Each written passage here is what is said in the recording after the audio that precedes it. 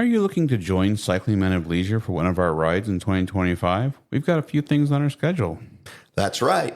We'll be attending Big Bragg and also the Bourbon Country Burn. Big Bragg is in Georgia and Bourbon Country Burn's in Kentucky. Both places are going to be absolutely beautiful. We're going to have teams for both of those events. If you're looking to join us on our team, just send us a message. We'll tell you what to do. So come on out. It's going to be a good time. Absolutely.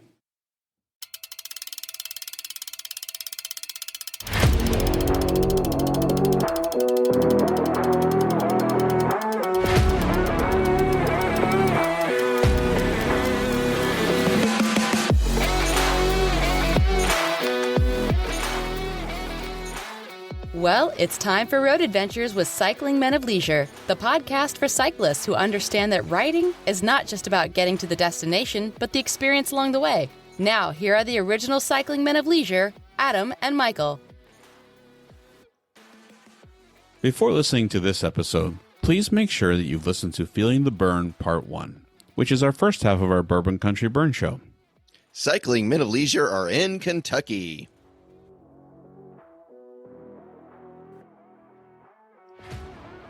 All right. Well, now we are back. This is Friday evening. Yes, great day today. I tell you what, wow. First of all, I just got to say that the horse farms and the paddock, it's just absolutely. I was amazing. I just couldn't believe it. Oh, it's stunning. I mean, rolling hills, beautiful grass, beautiful horses. I mean, they've got stables out here that are larger than, 5 of the homes in my neighborhood put together. Yeah, just incredible. I am so glad I don't have to take care of those pastures. But beautiful. I mean, just couldn't believe it. I mean, when we came up over the one hill where we saw a bunch of the cyclists, when we got there, we saw why. There was maybe 10, 12 just beautiful horses, just look like they're very well taken care of. Oh yes, they're treated very well. Of course, they're worth more than you and I put together. But that's true. I thought the sag stops were well supported. Yes. And let me just tell you that cinnamon crack bread they have. It's probably a good thing I didn't have any when I got back to camp. That stuff was highly addicting. So very good. They had a large variety of different things. Yeah. So plenty of snacks at the rest stops. And we also got to go to the distillery, which was really cool. We did. And so some of the distilleries that we've seen so far are a little bit smaller than I expected. In my mind, you think about distilleries, you think about this massive marketing, but it was actually really interesting that it was just this little, I don't want to say little because I'm sure it's a production, but a smaller production. Yeah. It's not like a Woodford Reserve or something like that where it's, hundreds of employees probably and, that type of thing. There were 3 employees. There was 3 employees, the family, yes. Including they had mom. Well, she wasn't even an employee. She was just helping out that day. Mom gets to help out. So my mother knows all about that with my old business. So that was very interesting. We had a good time. And then when we came back, lo and behold, they had some bourbon tastings. They did. And one of the ones I couldn't help but to kind of chuckle at was there was a typo on the banner. So it was actually Jefferson's and Jefferson's Reserve, Jefferson's Ocean. Somebody somewhere in marketing did not do a double take and a double check off and get an approval because it was Jeffron's. So copy was not checked. No. We had a little bit of fun with the lady from Jeffron's. We said, "Hey, you have a new slogan now, Jeffron's. Leave the S out or get the S out of here or something." And she said they were going to have a good time. She took it well. Yeah, she did. I'm sure somebody somewhere, someone's head is going to be rolling later, but that's all right. We got to try Jefferson's Ocean, which is one of my family's favorites. A lot of good stuff here. And was there another one that you enjoyed? I really just kind of liked them all. There wasn't any that were like, oh my God, this is incredible. I mean, I'd had Jefferson's before. but there wasn't any of like the smaller ones that I was like, oh my gosh, this is awful. Yeah. Which has happened before, but it was just a great evening. There was music playing. There was some country and Western, both kinds, country and Western music. We have both kinds of That's music right. here, country and Western. And the food was good. So, Yeah, the food was good, actually. It was, and then we were lucky enough to go to both of those VIP tastings, which were absolutely amazing. So we started with Maker's Mark, and we got to learn all about how makers.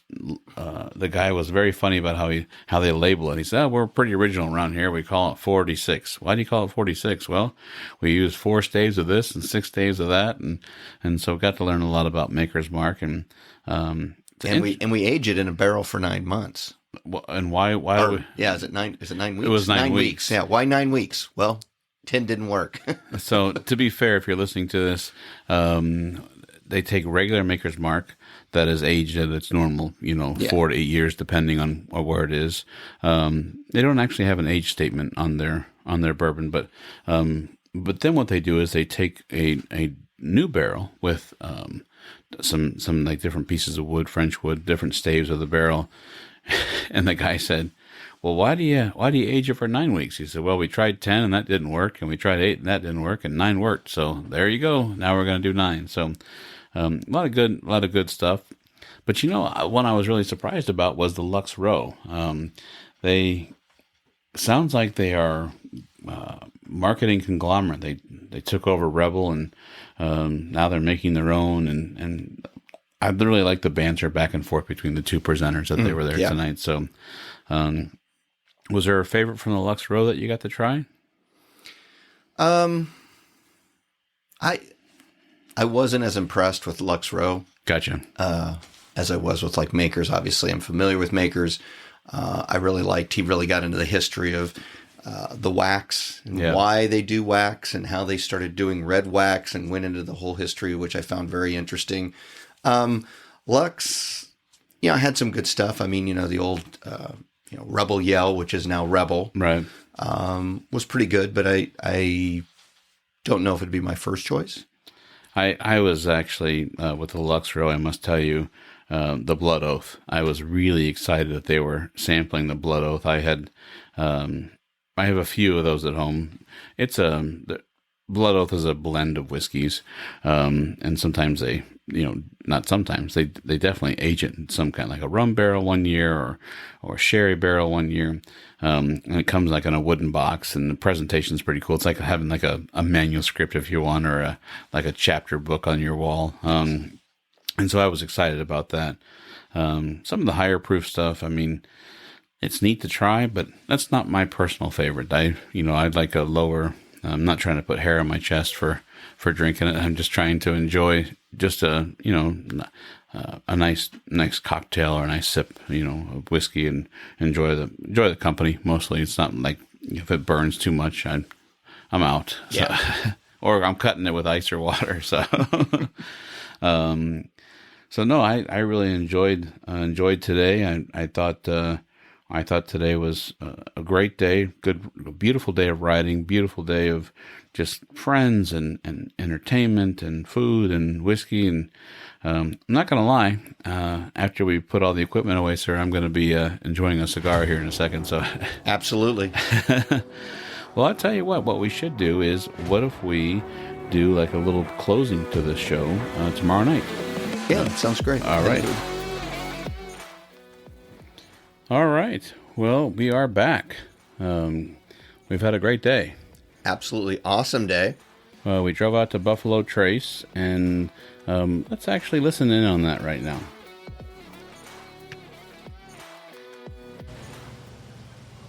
Good morning. Here we are at Buffalo Trace Distillery. We were able to come across, we actually drove here by car. We are at the Bourbon Country Burn, but depending on weather and recording the podcast, we decided to drive here to Buffalo Trace. What do you think so far? It's been a great morning. The weather's beautiful, and it was fun to kind of stand in line and go through the process. Absolutely. I mean, today, for those of you who are not aware, Buffalo Trace has a release each day. Today's release was Eagle Rare. It's a 10-year bourbon. It's a great bourbon. We didn't actually get to taste it today, but we were able to purchase a bottle, and I actually have some at home. So the next time we're together, I can actually open some and share with you. Looking forward to that. So, Cycling Men of Leisure, this is part of what we do. We come, we do distilleries, we take the tours normally. Today we're unable to take a tour. They were actually sold out. For those of you who don't know, we actually signed up a little bit late for the Bourbon Country Burn, but it was not something we had planned, but I'm glad we're here. It was an add-on. It was definitely an add-on. We ended up camping with our friends here at Bourbon Country Burn, which I highly recommend. I think you and I should sign up earlier next year. Fantastic ride. Definitely sign up.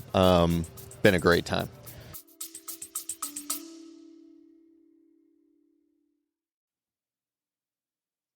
On behalf of Adam and Michael, we both want to say thank you for your support. So, with your introduction of cycling and bourbon, what was some of your interesting points, or how did you get into the bourbon and cycling together? It was you. Okay, you get full credit for that. I appreciate that. I was into cycling, and quite honestly, I had tried a lot of bourbons, and it just had that battery acid taste. Yep. And I had been into wine and different things like that, and started talking with you. And then it was like, why aren't I treating this more like I would treat wine when I'm tasting wine and really try to get those subtle taste and that type of thing? And once I started taking the time to like really taste it, that's when I started realizing that, okay, these are really complex drinks and things. So Gotcha. And my introduction actually was my wife and I were married, and as a gift, her aunt gave us a beautiful suite at a very nice hotel. And at that hotel, in the lobby, they actually had a whiskey bar. Now, it wasn't necessarily geared to bourbon, but it was a whiskey bar. And there we were, married, and we thought, let's go down to the bar and have a drink. And we walked in thinking we were going to get maybe a, cocktail of rum or something, or a beer or something. And we were out of our element at the time. And I remember sitting with the bartender and saying, what should I order? And he said, well, what kind of flavors do you like? And we were unknown. We didn't know what to ask for. And at that day, he actually made us, we got married in February. He actually made us a winter cocktail, which was a Knob Creek rye with cloves and star anise muddled up together with an orange, and we just fell in love with the idea of whiskey. It was at that moment. Before then, I had just thought of whiskey as like your grandfather's drink, or Sure. Drinking something like that. And ever since then, it was more for me the education, and so I wanted to learn about different whiskeys and different bourbons, and needless to say, as you've been to my house, it's kind of taken a life of its own. So you are a collector. I am a collector. I'm a drinker, but also a collector, and so intertwining that with cycling, that's kind of what we're doing here. We love to go on these rides. We love to go cycling, and then in the end, there's nothing better to me after you have a long day in the saddle of getting some grub, and then at the end finding some place to hang out with your friends and have a glass of bourbon and possibly a cigar if that's your thing. So Well, it's been easy on this trip because we found a lot of friends to hang out with and have some bourbon with. So this is definitely our target market for cycling men of leisure. That is no doubt about it. So that is pretty much our experience today. Would you have anything to add? No, it's just if you're thinking about it or never heard about it, check out Bourbon Country Burn, and definitely consider signing up because it's been a great experience so far. We've still got a day and a half out here of cycling and distilleries, so definitely something you should put on your list if you're a cycling enthusiast. I completely agree. I couldn't have said it better myself. I think that's it for us right now. We wish you a great day, and as always, thank you for coming along with the Road Adventures with us and Road Adventures with Cycling Men of Leisure. Yes. Thank you.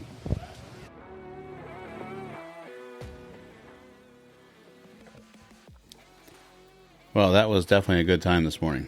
Oh, fantastic experience. It's one of the places that I really wanted to go to. I just, even driving, leaving, Michigan, heading down here, I was just thinking, I cannot wait to go to Buffalo Trace, and it did not disappoint at all. Oh, not at all. And, that is kind of the place that all bourbon lovers, love to go. And the good news was, well, I don't know, maybe good news, maybe bad news. Today was Eagle Rare. Eagle Rare.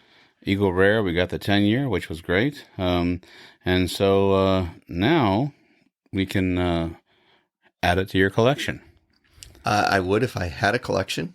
I have a couple bottles for consumption. Not overconsumption, just consumption. One of these days, I'll get you to admit that you have a collection. So,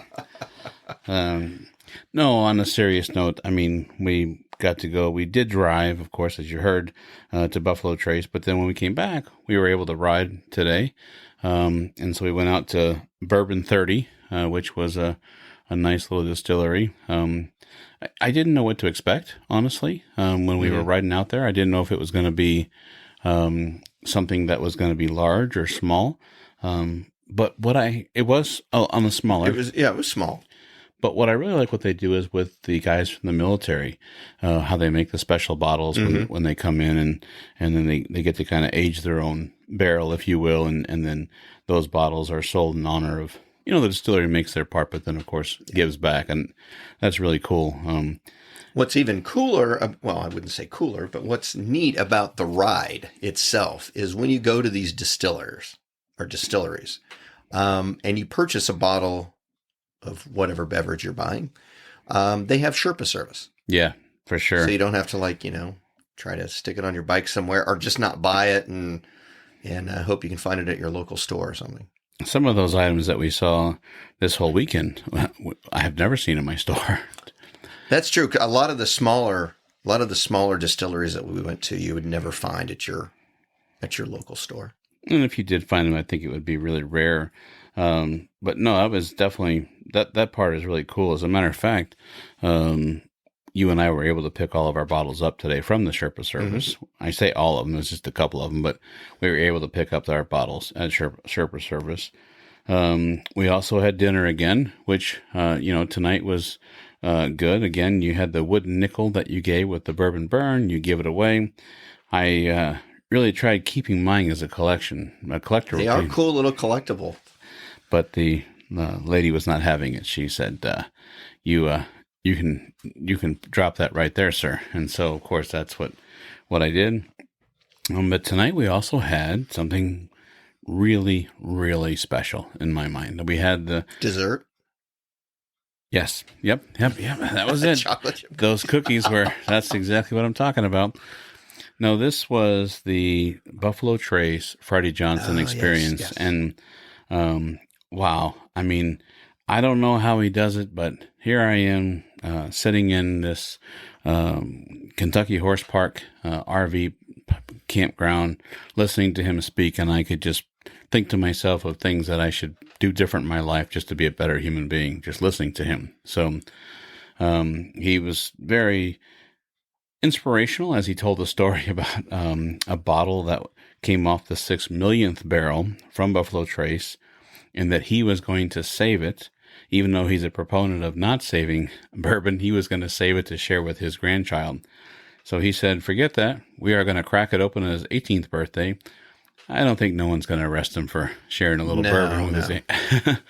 And so he said he didn't want to save it. And he actually recommended something really cool, which was not to steal his thunder. It's definitely his thing. But when you're with people that you're with, if you open a special bottle, both of you sign that or say something special, and cherish that bottle, cherish even that memento later, even if the bourbon is gone, but those memories will not be. So that was really touching. So yeah, I agree. And I love his idea about when you share a bottle or part of a bottle with somebody, have them sign it.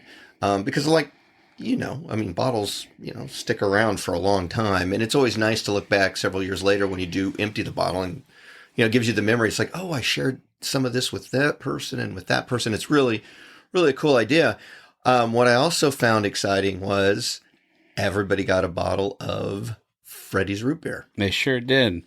And you and I, sir, will not be opening up those specific bottles. No, it's going to go up on my shelf In your collection. of root beer bottles. Yes. The reason why we're not going to be opening those is Freddie signed those and with a really cool silver paint marker, and definitely going to go up in my collection. Yep. One of us is willing to admit that they have a bourbon collection. You, sir, once you realize part of the 12-step program is admitting it, then you'll be much better off. Bottle of root beer, non-alcoholic. Oh, my gosh. All right. Well, But let me say a little bit more about the root beer.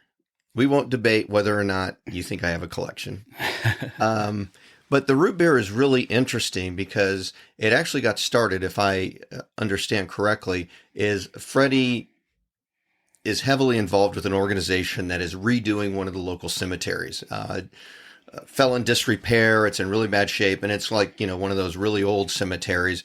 And so he got involved with that, and they've been working on revitalizing it, that type of thing. And I guess it got to the point where they'd kind of run out of money.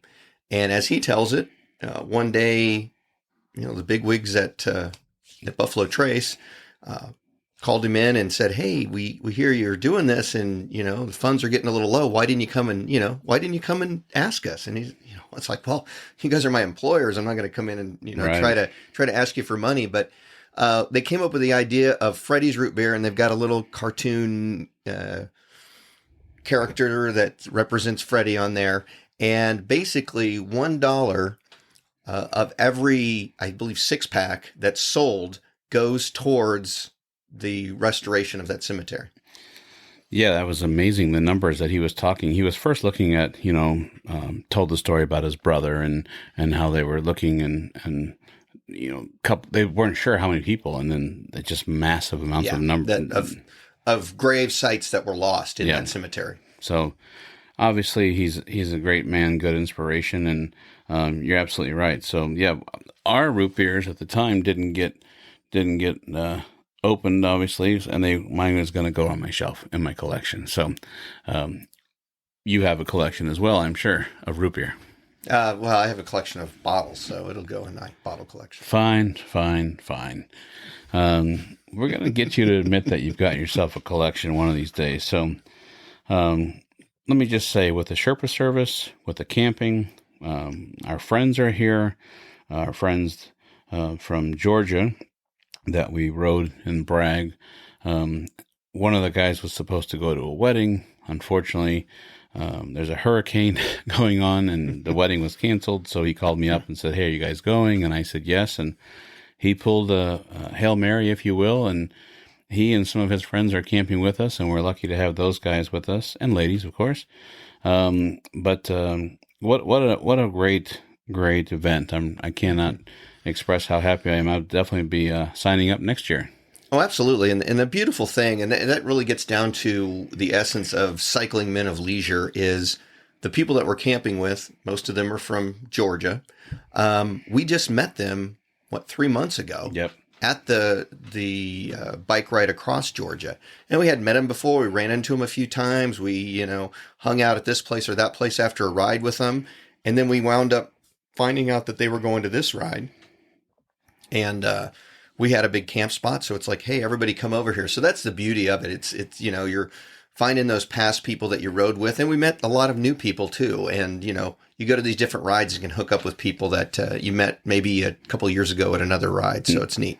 Yeah, definitely. I mean, like when the first day we were here, I saw that guy from my hometown, which was, I had no idea. I mean, we know each other. We've seen each other out on rides before. I had no idea he was going to be here. So he said, "Hey," I said, "Hey." So definitely cool to run into people and share memories and stories. But he knew that I was working with you on Cycling Men of Leisure. And so he asked, is that what you guys are pushing? And I didn't want to say yes because we had the T-shirts on, but I was trying to be polite. It's like a very famous comedian. "You got a flat tire?" "Nope." The other three just spelled up on me. So, but no, I've had a wonderful time. Weather's been a little chilly, and then now to the last couple of days have been a lot warmer. But I do hear that tomorrow's weather is going to be a little nippy. It's supposed to be chilly. There's supposed to be some wind. And some rain. So maybe not the best day, but we'll get a few miles on the road. Yeah, for sure. I mean, we got go see another distillery. I mean, That's right. I mean, we're here. We might as well go out there and listen. I mean, that stretch of road today that we were on, that was just absolutely beautiful. I mean, those stretches of roads really is what some of these moments are all about. I mean, the elevation to hill ratio was just almost perfect, on point, where you could enjoy a little bit of speed going down. You had to pedal a little bit to get to the top, but you had just enough inertia to crest. Creek was off to the left. All that beautiful vinery was off to the right. That's just an amazing moment there. So really enjoyed that. And tomorrow we're going to ride. We had to head home, unfortunately. We've got day jobs. But tomorrow we are going to ride, like we said, a little bit. And I think the plan is, before we head out, I think we're going to stop by and visit Castle and Key. Yeah, I'm definitely, I mean, short of some sort of mechanical failure or whatever and timing and, yeah, those day jobs. Yeah, this is a lot more fun, but, I would love to see Castle and Key. I mean, for those of you who don't know, it's the old Taylor factory, and the history that place could tell you would be just amazing. So we can definitely talk about that on a future show or something. Yep. So, in closing, I'm happy to share this experience with you here at the Bourbon Country Burn. Been awesome. Definitely going to add it to my calendar for next year. Anything else to add? Well, what was today? A great day for a bike ride. Excellent. Thank you for coming along with Adam and Michael on Road Adventures with Cycling Men of Leisure. If you have enjoyed this, please share the podcast or tell a friend about it.